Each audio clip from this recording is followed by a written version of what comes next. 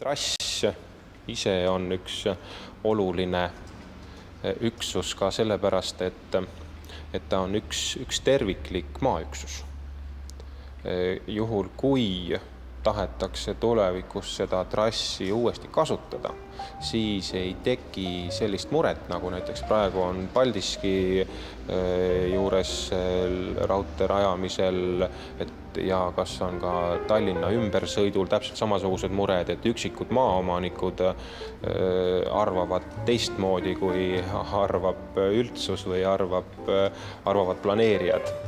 Et üksikute maaomanikega siin probleeme ei tule ja selles mõttes see trass on terviklik maaüksus ja võimaldab ka edaspidi infrastruktuuri rajada.